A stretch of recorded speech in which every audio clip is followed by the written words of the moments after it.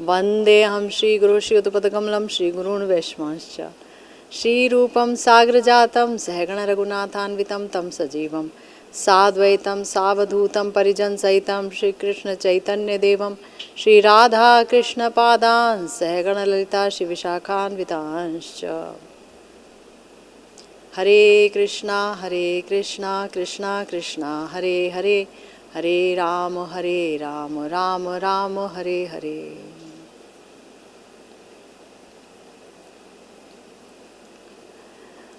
हम सब श्रीपाद नरोत्तम दास ठाकुर महाशय की प्रार्थनाओं पर चर्चा करते चले आ रहे हैं। विभिन्न प्रकार की प्रार्थनाएं कर रहे हैं नरोत्तम दास ठाकुर महाशय। अपने हृदय का हर मर्म हर बात वो भगवान के सामने रख रहे हैं, वैष्णवों के सामने रख रहे हैं और अब अपने सिद्ध स्वरूप में अपने प्राणेश्वरी और अपने प्राण प्रियतम के चरणों में रख रहे हैं। प्रत्येक साधक जो कि गौड़ीय वैष्णव है, खास तौर से उसके जो हार्द वस्तु है, उसका जो अभीष्ट है, वो है प्रिया प्रियतम के चरणों की सेवा की प्राप्ति। शरीर को छोड़ने के बाद मिले ऐसा नहीं, शरीर में रहते हुए उसकी अनुभूति हो, उसका अनुभव प्राप्त हो, साक्षात्कार की तरह लगे, माधुर्य का अंतर्मन पर प्रहार हो, इतना मधुरिमा में मन डूब जाए और विभिन्न प्रकार की लीलाओं के दर्शन हो। आचार्यों ने यही किया है, यही पाया है, आस्वादन किया है और अपना आस्वादन उन्होंने हमें भी दान दिया है। श्री नरोत्तम दास ठाकुर महाशय इस समय चंपक मंजरी जी के रूप में प्रिया प्रियतम की लीलाओं का दर्शन कर रहे हैं और लालसा प्रकट कर रहे हैं कि मैं आपके चरणों की सेवा पाऊं। तो प्रस्तुत है स्वाभिष्ट की लालसा, अपने अभीष्ट की लालसा को प्रकट करने वाली ये प्रार्थना। हरि हरि कबे मोरा होइबे सुदीना, केली कौतुक रंगे कोरिबो से बने, ललिता विशाखासने जोते को सखीर गणे, मंडली करिबो दोह मेली, राय कानु करे धरी नृत्य करे फिरी फिरी, निराकी गोआबो कुतूहली, अलस विश्राम घरे गोवर्धन गिरी बरे, अलस विश्राम घरे गोवर्धन गिरी वरे, राय कानु कोरी बेशयने, नरोत्तम दासे कोय এই যেন মোর হয়ে, নরোত্তম দাসে কয়ে এই যেন মোর হয়ে, অনুক্ষণ চরণ সেবনে, হরি হরি কবে মোরা হইবে সুদীনা। एक राग मार्ग के पथिक के जीवन में वही दिन सबसे शुभ दिन होता है जब उसका हृदय अपने प्राणनाथ श्याम सुंदर और प्राणेश्वरी श्री राधा रानी उनकी सेवा पाने की उत्कंठा से भर जाता है। कब मैं देख पाऊंगी और कब मैं पा सकूंगी, साक्षात कब होगा। यहाँ पर यही बोल रहे हैं श्री नरोत्तम दास ठाकुर महाशय कि वो सुदिन कब आएगा। कैसा सुदिन? क्या पाना चाहते हैं, क्या देखना चाहते हैं? तो वही हमारे प्रेम के देवता और प्रेम की देवी, हमारे रस के देवता रसो वैसा, जो प्रेमाधीन है, जो संपूर्णतम प्रेम के ही अधीन है, इसीलिए वो भक्त वत्सल हैं, इसीलिए वो करुणामय हैं। और ये प्रेम उनको इतना वशीभूत करता है कि वो ये जाहिर करते हैं, इस बात की मुनादी करते हैं कि ये जो भक्त का प्रेम है, मैं इसके पूर्ण वश में हूँ, अहम भक्त पराधीन हूँ, मैं भक्त के पराधीन हूँ। जो परम स्वतंत्र तत्व है श्री कृष्ण, वो ये कहने में कहीं कोई संकोच नहीं करता कि मैं पराधीन हूँ, भक्त के प्रेम के पराधीन हूँ, अपनी हार स्वीकार करता हूँ। तो भक्त के एक अणु प्रेम के जो इतने पराधीन हैं, वो श्री कृष्ण जब प्रेम के अथाह सिंधु को पा जाएंगे तो उनकी क्या अवस्था होगी। और वो प्रेम की अधिष्ठात्री देवी हैं श्री राधा, श्री राधा रानी, हमारी प्राणेश्वरी, हमारी स्वामिनी। तो जब प्रिया प्रियतम की ये केली होती है, ये जो केली माधुरी है, ये केली माधुरी है रसराज और महाभाव का प्रेम विनिमय। श्री कृष्ण जो इस प्रेम का आश्रय तत्व हैं, जिनसे प्रेम किया जा रहा है, और प्रिया जी जो प्रेम कर रही हैं, प्रिया जी जो प्रेम के आश्रय तत्व हैं, जिनसे प्रेम किया जा रहा है श्याम सुंदर द्वारा, जो कि प्रिया जी के प्रेम को यानी अथाह सिंधु को पाने के लिए कितने लालायित हैं, जो एक कण के लिए इतने लालायित हैं कि भक्त के पीछे पीछे दौड़ते हैं, वो प्रेम के अथाह सिंधु में डूबने के लिए उनकी क्या हालत होगी। कैसे वो कहते हैं कि स्मर गरल खंडनम, स्मर गरल खंडनम, यानी ये जो तुम्हारे प्रेम को प्राप्त करने की जो अनंत पिपासा है, ये गरल की तरह मुझे खा रही है, ये गरल की तरह विस्मय लग रही है। इसका खंडन कर सकता है तुम्हारे चरणों को, अपने तुम्हारे चरणों का माधुर्य, तुम्हारे चरणों को जब मैं अपने मस्तक पर रखूंगा तो ये स्मर गरल खंडनम हो जाएगा। ये श्याम सुंदर खुलेआम स्वीकार करते हैं। तो वो जो केली कौतुक होगा, वो केली कौतुक भरा है सखी मंजरियों के लिए।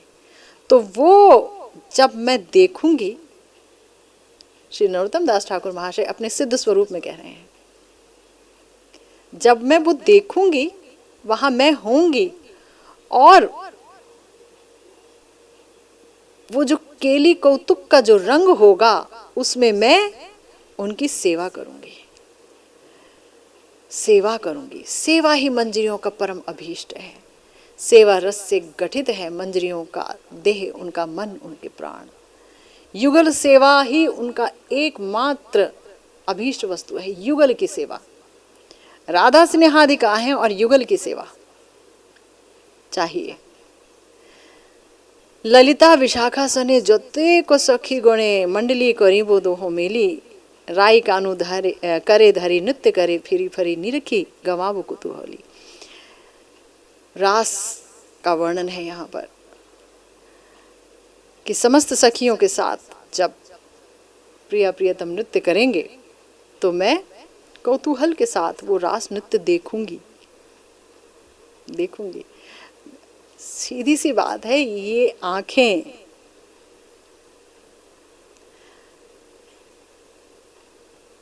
इनकी सफलता कहाँ है?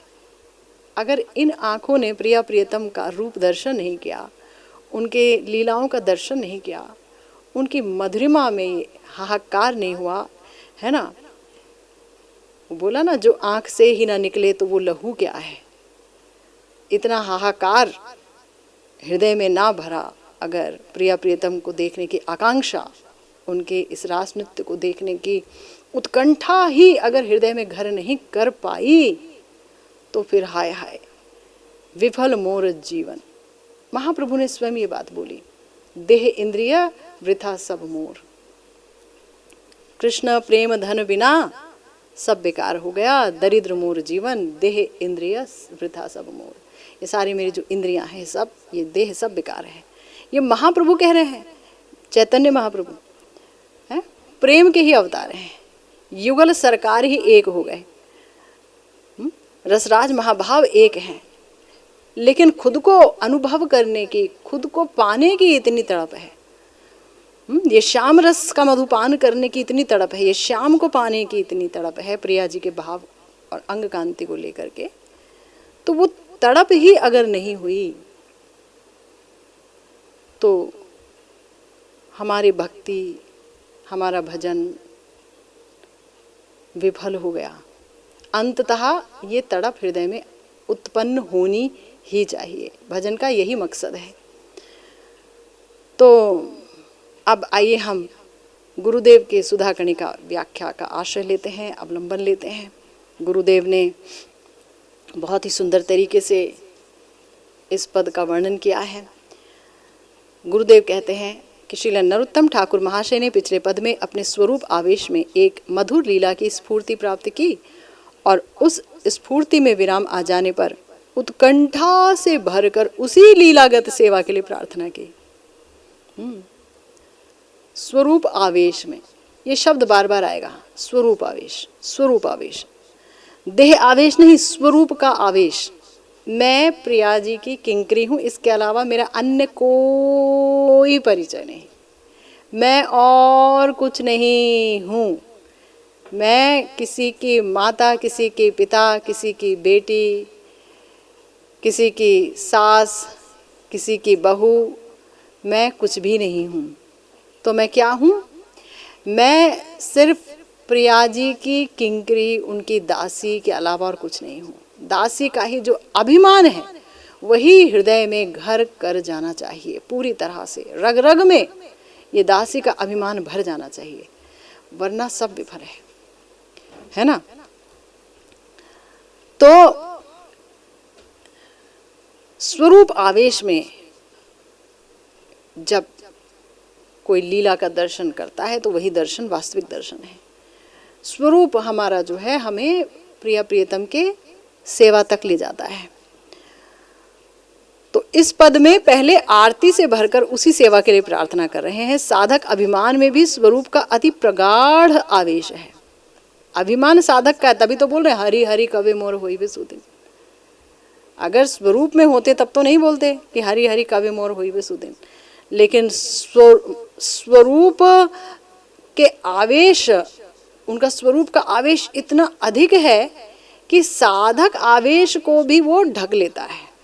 हरि हरि कवि मोर हो बे सुदिन। साधक अभिमान में भी गुरुदेव कह रहे हैं कि स्वरूप का अति प्रगाढ़ आवेश है। आवेश नहीं है, अति प्रगाढ़ आवेश है। प्रति मुहूर्त साक्षात सेवा प्राप्ति की अभिलाषा जागृत होती है।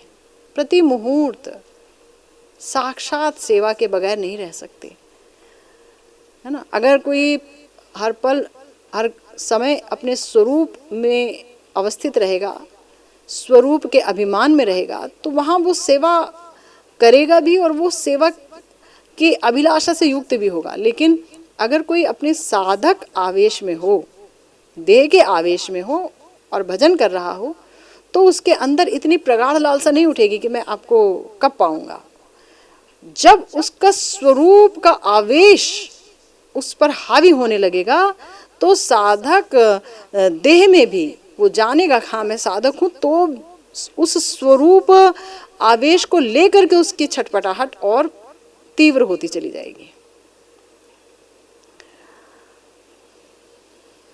तो प्रार्थना कर रहे हैं, हरि हरि कभी मोर होई बे सुदिन, केली कौतुक रंगे कोरिबो शिवने। हाय हाय हाय हाय, ऐसा सुदिन कब आएगा जब मैं श्री युगल के केली कौतुक रंग के समय उनकी सेवा का सौभाग्य प्राप्त करूंगा। गुरुदेव कहते हैं कि युगल का जब केली कौतुक चलता है तो उनकी सेवा का मुख्य अधिकार किंकरियों को ही होता है। जब हमारे प्यारे रसराज महाभाव का ये केली विलास निभृत निकुंज में चलता है। ये केली विलास ये काम नहीं है। काम क्या है? आत्मेंद्रिय सुख वासना, इसे बोलते हैं काम। और कृष्णेंद्रिय सुख वासना, प्रीति वासना, धरे प्रेम नाम, है ना। श्री कृष्ण के इंद्रियों को सुख पहुंचाने की वासना ही होती है भक्ति, उसे ही कहते हैं प्रेम भक्ति।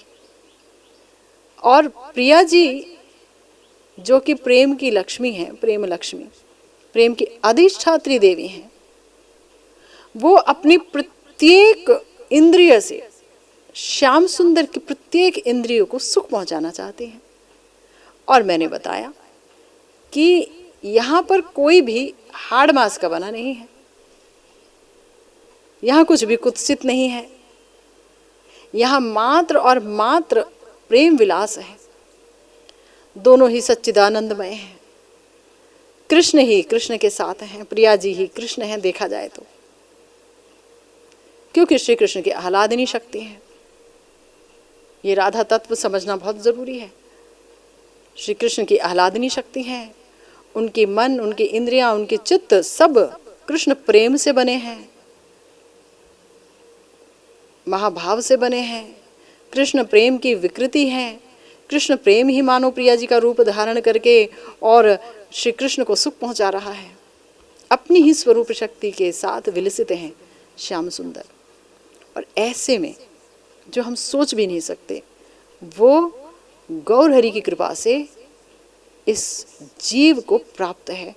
और वो है मंजरी स्वरूप में, निभृत निकुंज में प्रिया प्रियतम की निर्बाध सेवा गुरु मंजरी, रूप मंजरी आदि मंजरियों की कृपा से।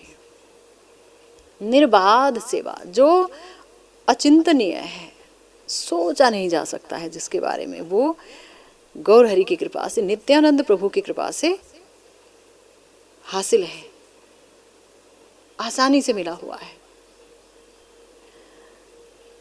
तो गुरुदेव कहते हैं कि इनकी सेवा का मुख्य अधिकार किंकरियों को होता है, क्योंकि युगल के लीला विलास में इन्हें किंचित भी संकोच नहीं होता। यह है मंजरी भाव की उपासना। मंजरियों का भाव क्या है पहले ये तो पता हो, तब तो उपासना की बात हो। मंजरी भाव उपासना, प्रिया प्रियतम के सुख के लिए ही इनका निर्माण हुआ है। इस देह का निर्माण ही प्रिया प्रियतम के सुख के लिए है। आत्म सुख न प्रिया जी में है, आत्म सुख की वासना, वो सिर्फ श्री कृष्ण को सुख देना चाहती हैं, है ना, आह्लादनी शक्ति है उनकी। और श्री कृष्ण में भी आत्म सुख की कोई वासना नहीं है। वो तो भक्त का प्रेम जैसा होगा वैसा वो नाचते हैं, ये उनका स्वरूप है। भक्त का प्रेम जैसा होगा, वो जिस प्रकार से सुख देना चाहती हैं वो वैसे ही सुख लेने के लिए प्रस्तुत हो जाते हैं। और उनके हृदय में भी अपना सुख लेने की कोई वासना नहीं है। वो भक्त को प्रसन्न करते हैं तुम्हारा सुख ग्रहण करके। तुम जो अपना सुखमय सेवा करना चाहती हो मेरी, ठीक है, तुम जैसे करना चाहती हो हम बिल्कुल वैसे ही लेंगे।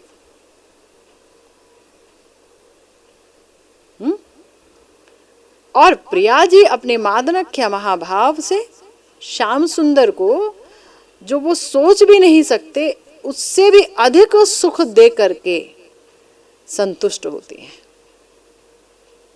यह है राधा तत्व। राधा तत्व बहुत गंभीर है, धीरे धीरे इस तत्व पर चर्चा करते रहेंगे हम लोग। तो यहां बताया गया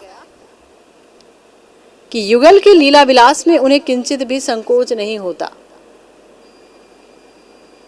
संकोच ही नहीं होता, किंचित भी नहीं। तो जितनी भी जो सखियां हैं वो तो एकदम संकुचित हो जाएं, खुद प्रिया जी संकुचित हो जाएं सखियों को देख करके, क्योंकि एक समान भाव की बात हो जाती है ना सखी सखी की। और ये युगल का जो विलास का आवेश है उसकी ही मूर्तियां ये मंजरियां हैं। तो युगल को पता भी नहीं चलता कि कोई है कि कोई नहीं है। सेवा भी हो जाती है और कोई संकोच भी नहीं होता, और ना ही इन्हें कोई संकोच होता। ये तो ऐसी ऐसी सेवा करती हैं युगल विलास के समय, ऐसी ऐसी सेवा जो कि सोची भी नहीं जा सकती, ताकि ये विलास निर्बाध रूप से हो सके। ये प्रेममयी के लिए है, ये प्रेम के लिए है। यह आत्म इंद्रिय सुख वासना नहीं है, जिसे कि हमारे श्री चैतन्य चरितामृत में कहा गया कि जो आत्मेंद्रिय सुख वासना है वो तम है। तम यानी अंधकारमय है, अंधतम है। एक होता है अंधेरा, दूसरा होता है और भी अंधेरा, तीसरा है इससे ज्यादा अंधेरा हो ही नहीं सकता। आत्मेंद्रिय सुख वासना अंधतम है, भयंकरतम अंधकार है। और कृष्णेंद्रिय सुख वासना जिसके अंदर भी है वो भाग्यवती है, उसके परिवार भाग्यवती है, भाग्यशाली है, उसके पूर्वज भाग्यशाली हैं। कुनबे के कुनबे तर जाते हैं। कृष्णेंद्रिय सुख वासना जिसके हृदय में पल गया है वो 3 गुणों से ऊपर हो जाता है। और उसे कहा है हमारे श्री चैतन्य चरितामृत में, वो है निर्मल भास्कर, सूर्यदेव हैं, जो खुद को भी प्रकाशित करते हैं और सबको प्रकाशित कर देते हैं। ऐसा है ये युगल प्रेम। तो बताया गया कि युगल के लीला विलास में इन्हें किंचित भी संकोच नहीं होता, उल्टे इन मंजरियों के दर्शन और सानिध्य से केली कौतुक का रंग और भी बढ़ जाता है।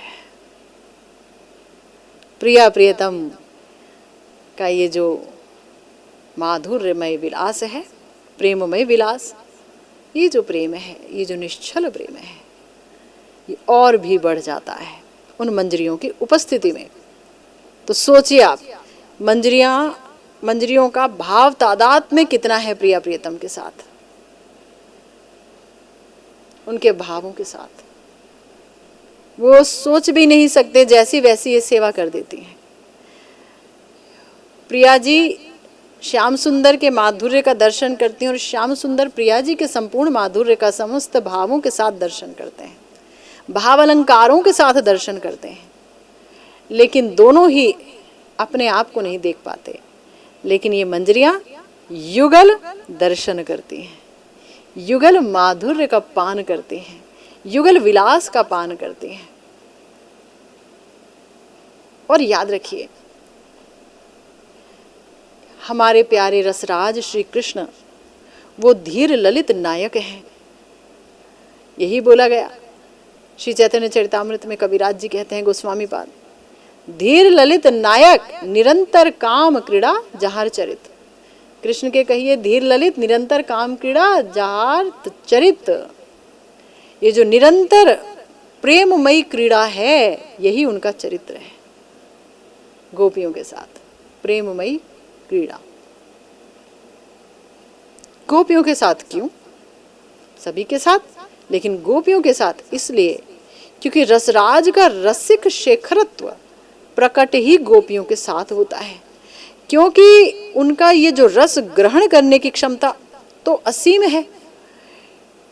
प्रेम को ग्रहण करने की क्षमता तो असीम है, क्योंकि वो असीम है। और असीम प्रेम मात्र महाभाव में है, ना वो वात्सल्य रस में है, ना वो सख्य रस में है। वो तो मात्र श्रृंगार रस में है, और वो भी परकिया भावमयी गोपियों में है, परोढ़ा नायिकाओं में। योग माया ने जहां पर परकिया भाव अभिमान प्रकट कर दिया है, जो नित्य शक्ति है, जो नित्य आह्लादनी शक्ति है, जो उनकी अपनी है, परकिया भाव का अभिमान प्रकट करके जो रस व चित्री उत्पन्न की है, और जो प्रेम में उत्कंठा बाधाएं उत्पन्न की हैं, जो तृष्णा उत्पन्न की है, वो अचिंत्य है, हम सोच भी नहीं सकते। और उस तृष्णा के चलते हुए जो प्रेम देने की इच्छा है, जो प्रेम करने की इच्छा है, एक दूसरे के प्रति जो प्रेम है, वो ऐसा बढ़ा है कि जो समस्त सीमाओं को लांघ गया है, समस्त मर्यादाओं को लांघ गया है। देह धर्म, लोक धर्म, वेद धर्म, कुल धर्म, आर्य धर्म, देह सुख, आत्म सुख, सब की तिलांजलि दे दी हमारी प्यारी किशोरी जू ने इस पर किया, भाव के अभिमान को लेकर के। क्योंकि अन्य भावों में तो त्यागने के लिए कुछ है ही नहीं, मात्र इसी भाव में त्यागने के लिए। और श्री कृष्ण कहते हैं सर्वधर्मान परित्यज्य मामेकं शरणं व्रज। अन्य भाव में तो इस श्लोक को चरितार्थ ही नहीं किया जा सकता, है ना। तो ऐसा जो युगल विलास है वो मंजरियों के दर्शन और सानिध्य में बढ़ जाता है, क्योंकि ये लोग युगल विलास के आवेश की ही मूर्तियां हैं, युगल विलास के आवेश की ही मूर्तियां हैं। श्री रूप मंजरी युगल के प्रिया जी के रूप की मंजरी है। श्री विलास मंजरी युगल के प्रेम विलास की मंजरी है। श्री रति मंजरी युगल की रति की मंजरी है ना। इसीलिए बोला गया कि ये क्या है, युगल विलास के आवेश की मूर्तियां हैं सारी की सारी मंजरियां। इसलिए विलास के समय ललिता आदि सखियां जो युगल को प्रेम करती हैं, लेकिन फिर भी मन में ये अभिमान रखते हैं कि हम राधा रानी की ही हैं, राधा रानी की सखियां हैं। ये अष्ट प्रधाना जो सखियां हैं ललिता आदि, वो समस्त सखियां युगल सेवा के लिए किंकरियों को ही विलास कुंज में भेजती हैं कि जाओ, तुम उनके सुख के लिए बनी हो, तुम उन्हें सुखी करो। कितना सुंदर है मंजरी भाव उपासना। गुरु कृपा से जिसको इस रस का आस्वादन हो जाए वो धन्य अति धन्य है। मैं कई बार सोचती हूँ किसी के प्रति द्वेष, किसी के प्रति प्रेम, किसी के प्रति घृणा, किसी के प्रति मोह, किसी के प्रति शोक तभी तक रहता है जब तक हृदय में युगल रस प्रवाहित नहीं होता। जिसके हृदय में युगल रस प्रवाहित हो जाए, एक बूंद भी, ना वो किसी से घृणा कर सकता है, ना द्वेष कर सकता है, ना शोकाकुल हो सकता है, ना मोहित हो सकता है, ना उसे दुनिया पानी है, ना उसे दुनिया छोड़नी है। वो सबसे अलग हो जाता है। जिसका चिंतन ही इतना प्रगाढ़ है, तो वो जब स्वयं इस रस का आस्वादन करते हैं और वहाँ अगर कोई स्वयं पहुँच जाता है, स्वयं देख पाता है, तो सोचिए कि वो कहाँ होगा। मैं ऐसे में अपने गुरुदेव के बारे में सोचती हूँ। गुरुदेव जब ये लिख रहे हैं, या श्री राधा रस सुधानिधि लिख रहे हैं, या श्री विलाप कुसुमांजलि लिख रहे हैं, या श्री स्तवावली लिख रहे हैं, गुरुदेव कुछ भी लिख रहे हैं, गुरुदेव कैसे इस रस के भार को लेकर के और इतना नॉर्मल दिख पाते थे, बस ये ही मेरे समझ के परे है। क्योंकि ये रस के भार की एक बूंद भी किसी को नॉर्मल छोड़ती नहीं है। कैसे हो पाता होगा। आगे हमारे प्यारे गुरुदेव लिखते हैं, श्रील ठाकुर महाशय बड़ी आरती के साथ सेवा के लिए प्रार्थना करते होते ही हैं कि उन्हें स्फूर्ति होती है।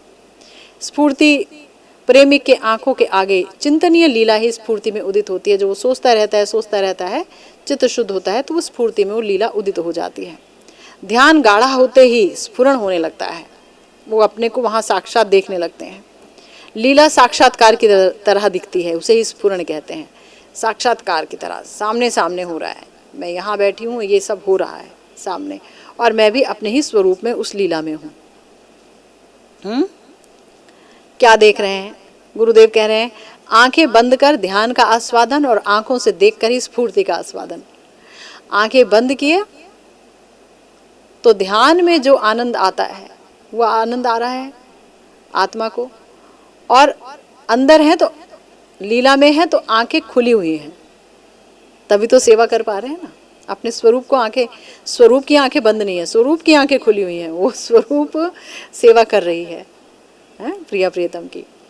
क्या देखते हैं स्फुरण में कि गिरिराज गोवर्धन पर रास हो रहा है, बसंत रास, और ललिता विशाखा आदि सखियां घेरा बनाकर नृत्य कर रही हैं।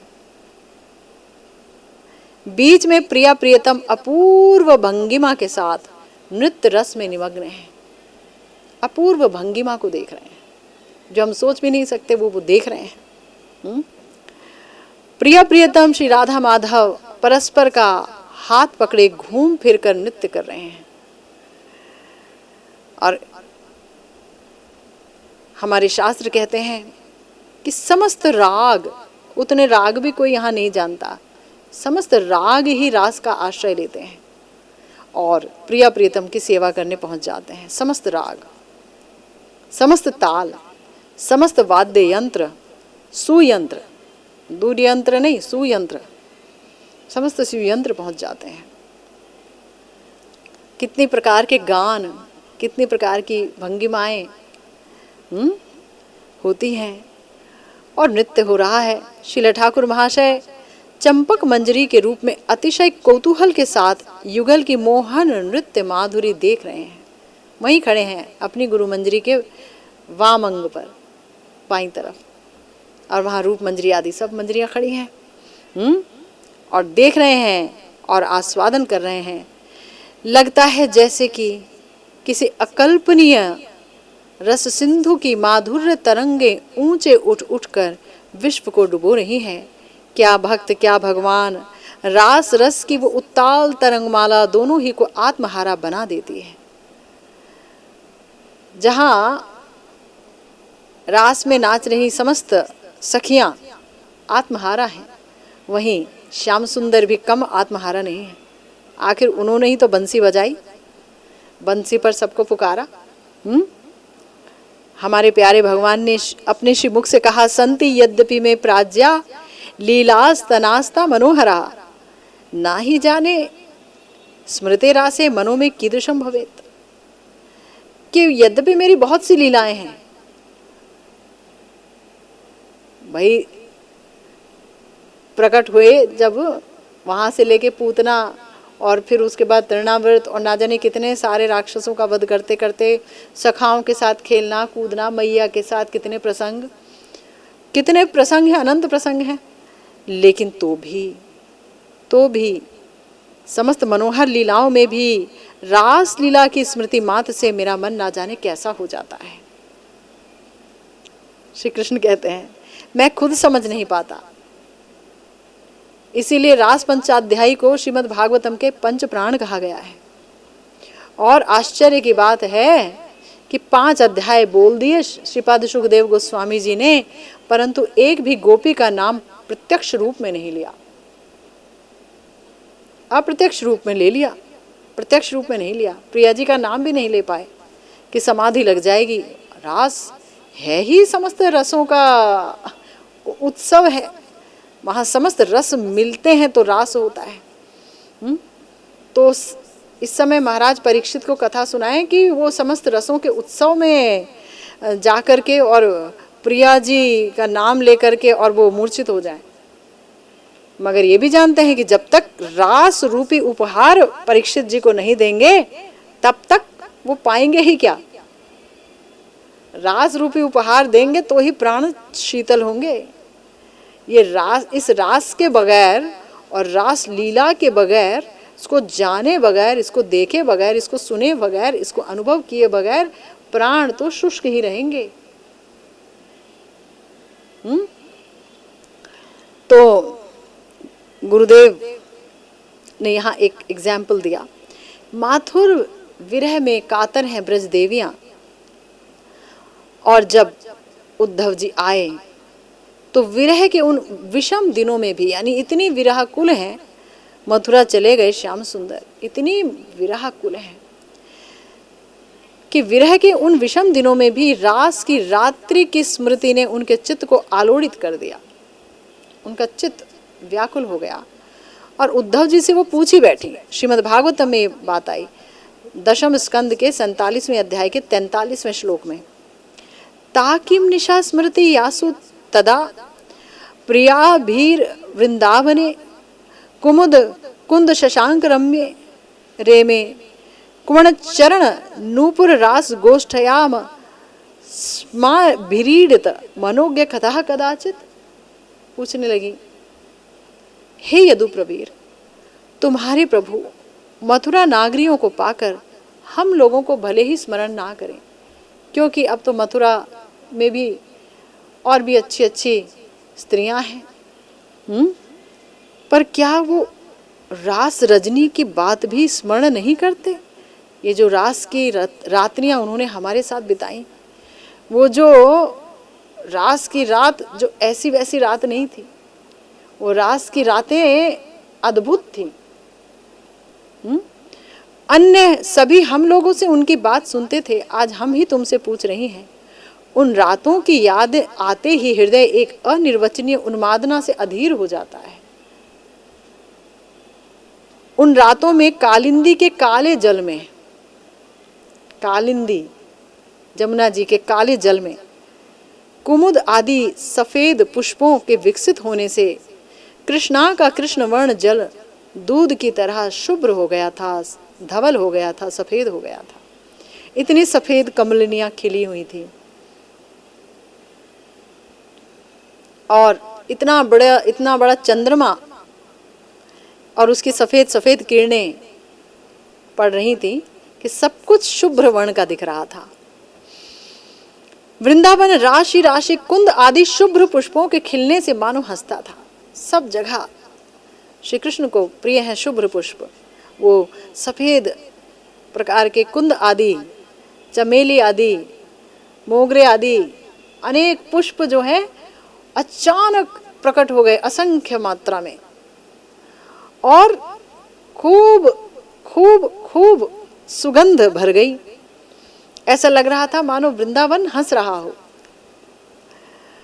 शारदीय पूर्ण चंद्रमा की शुभ्र किरण मालाओं से भूलोक और स्वर्गलोक शुभ्र हो गए थे, है ना। शारदीय पूर्ण चंद्रमा की जो किरणें थी वो शुभ्र थी, यानी सफेद, और भूलोक भी सफेद हो गया था, शुभ्र, और स्वर्ग भी। उस रास रजनी में गोपिकाओं के साथ, कितनी शतकोटि गोपिकाओं के साथ उनका रास नृत्य हुआ था। कैसा था वो उस समय, कैसा वातावरण था। हमारे प्यारे पदकर्ता गोविंदास जी ने कहा, शरद चंद पवन मंद विपिने भरलो कुसुम गंध फुल्ल मल्लिका मालती जूती मत मधुकर भोरणी हेरत राति ऐछन भाति श्याम मोहन मदने माति मुरली गान पंचम तान कुलवती चित्त चोरणी शुनत गोपी प्रेम रूपी मन ही आपना सौंपी ताही चलत जाही बोलत मुरलिक कल कलनी बिछुरी गेह निज ही देह एक नयने काजर रेहा बाहे रंजित कंकणेक एक कुंडल दोलनी शिथिल छंद निभिक बंध बेगे धावत जुबती वृंद खशन बशन रशन चेली गलित वेणी लोलनी ततहि बोली सखिनी मेली के हो काहुक पथ न हेरी ऐछने मिललो गोकुल चंद गोविंद दास बोलनी। शरद चंद पवन मंद,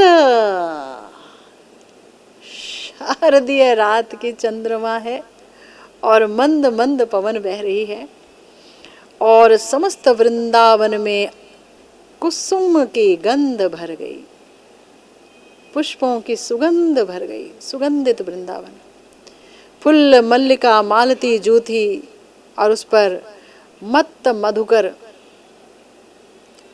रसास्वादन कर रहे हैं, मधुपान कर रहे हैं, विभोर हो रहे हैं।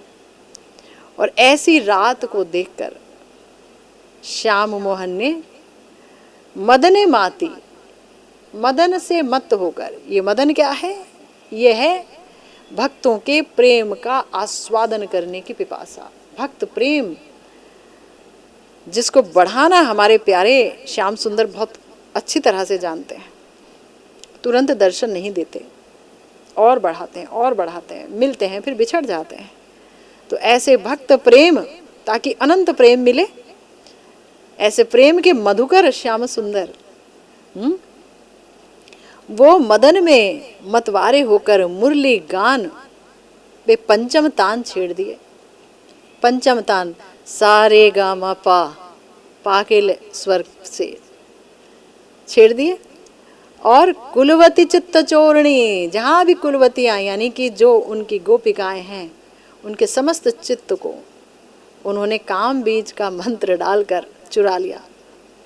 और मज़े की बात यह कि जब श्याम सुंदर की बंसी बजी तो सिर्फ उन प्रेममयी महाभावमयी गोपियों ने ही सुना और किसी ने नहीं सुना। और जैसे ही सुना तो सुनत गोपी प्रेम रोपी, मन ही आप न सौंपे, ताही चलत जा ही बोलत मुरलिक कल कलनी। मुरली के इस नाद को सुन करके प्रेम विमोहिता गोपियां मन ही मन आत्मसमर्पण करके मुरली के उस स्वर से उनका जब चित्त अपहृत हो गया, ऐसा लगा कि चला गया ये चित्त, और मानो कि अपने उस चित्त को ढूंढने के लिए बेचैन होकर के इस मुरली के स्वर के पीछे पीछे दौड़ती हुई चली आ रही हैं समस्त गोपियां शरद चंद्र की उस रात को आ रही हैं और मन ही मन आत्मसमर्पण कर चुकी हैं और मंत्र मुग्धा की तरह भागी चली आ रही हैं। और उनके भाव से, उनके वेश से ये स्पष्ट हो रहा है कि वो अपने देह को और अपनी गेह को यानी अपने घर आदि को पूरी तरह भूल गई हैं। बिना भूले पाना बहुत मुश्किल है। अगर सब कुछ याद है, देह भी याद है, गेह भी याद है, संबंध भी याद हैं, लोग भी याद हैं, रुपया भी याद है, पैसा भी याद है, बैंक बैलेंस भी याद है, सब याद है, तो फिर कुछ नहीं मिलता। ये गोपियों से सीखना होगा। क्या? कि अपनी देह बिचुरी गेह निज ही देह, अपनी देह अपनी गेह सब कुछ भूल गई और कैसी चल रही हैं? एक नयने काजल रेह, एक ही नयन में काजल लगाया है, दूसरे नयन में काजल लगाना भूल गई। अब देह को याद रखें तो दूसरा नयन भी याद रहे, दूसरा नयन भूल गई, दूसरे नयन में काजल लगाना भूल गई।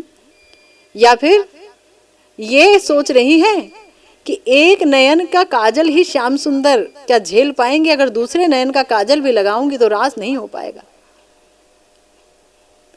दो नयन का काजल की रेखा नहीं सह पाएंगे, इसलिए शायद एक ही नयन का काजल लगाया।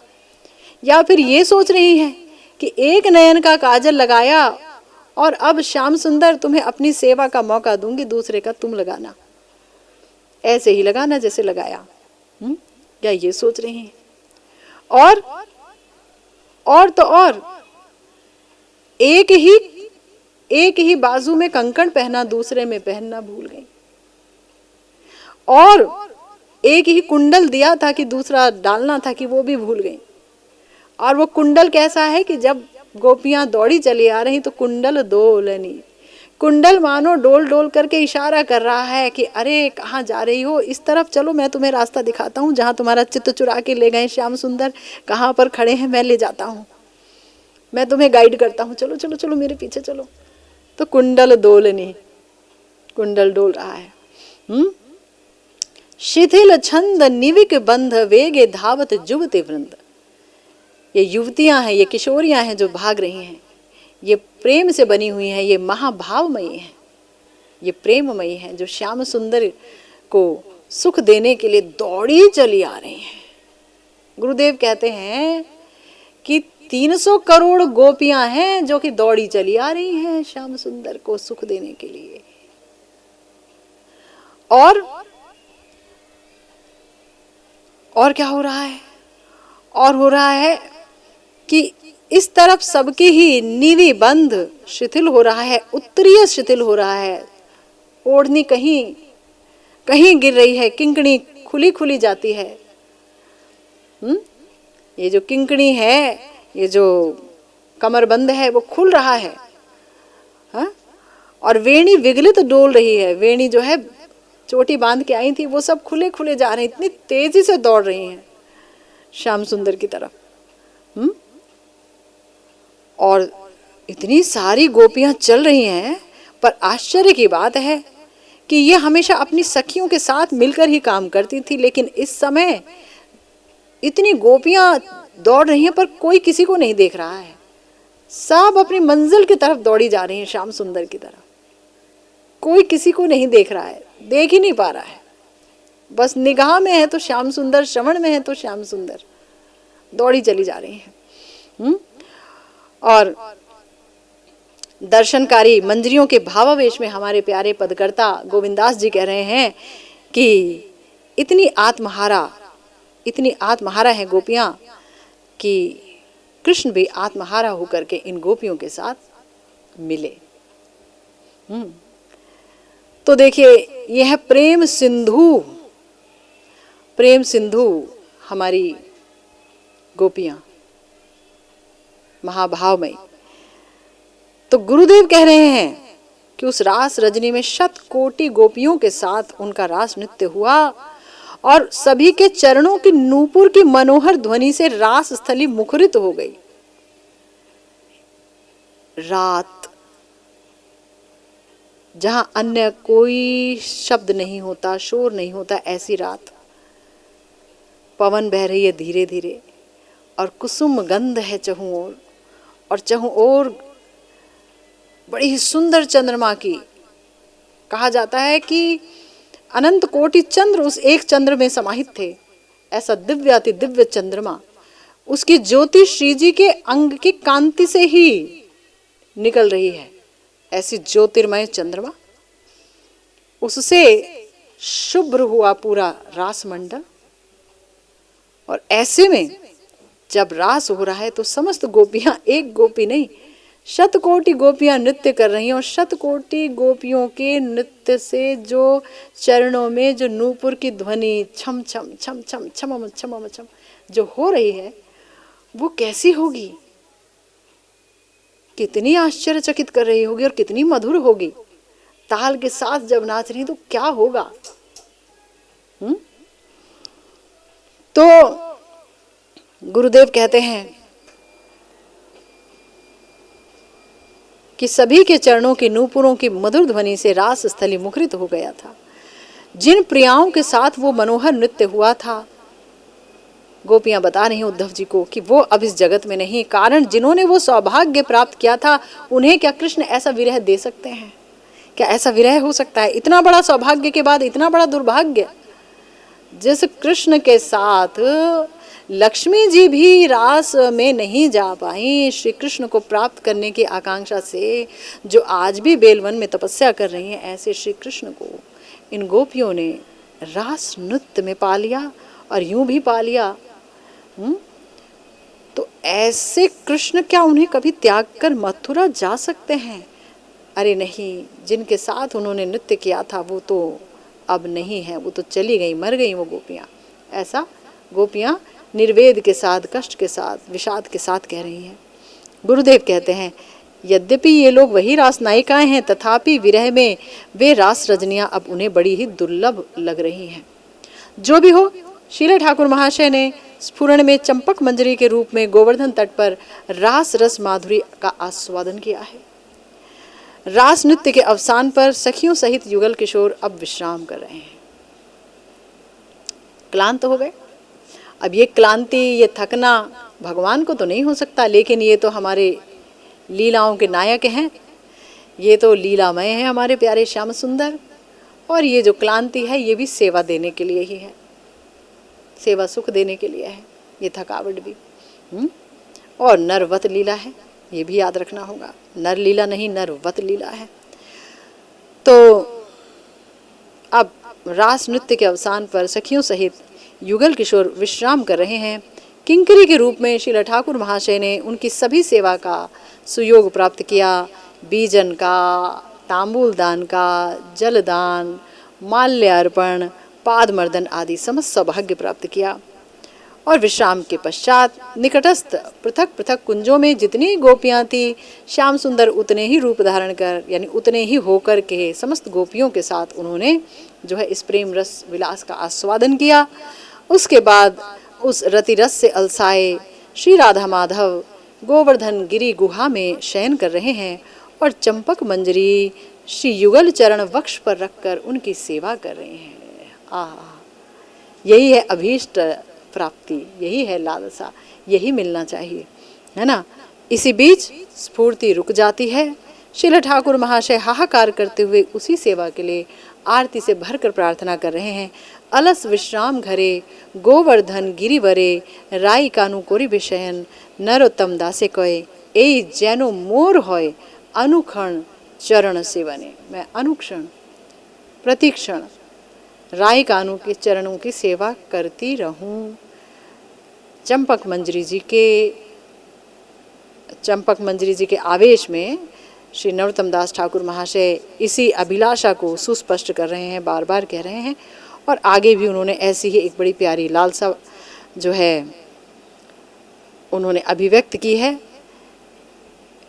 अगले प्रार्थना में, जो कि फिर से गिरिराज जी की निर्जन स्थल पे ले जाएगा, गिरिराज जी के उन कंदराओं में ले जाएगा, जिसका आस्वादन करेंगे हम श्रीमन महाप्रभु ने चाहा तो। आज अभी ये जो भागवती कथा है यही विश्राम लेती है। जय जय श्री राधे श्याम श्री गुरु निताय गौर सीतानाथ प्रेमानंदे। हरि हरि बोल।